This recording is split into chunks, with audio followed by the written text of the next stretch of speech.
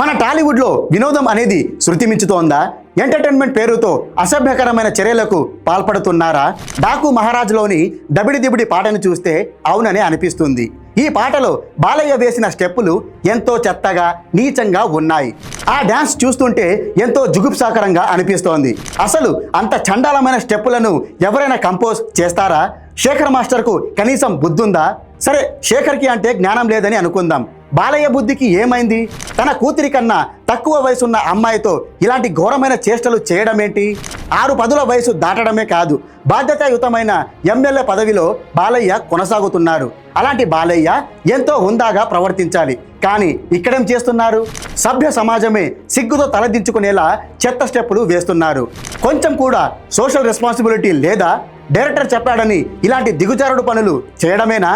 కనీసం తన వయసుకి మర్యాద ఇచ్చైనా ఈ స్టెప్పులను రిజెక్ట్ చేయొచ్చు కదా.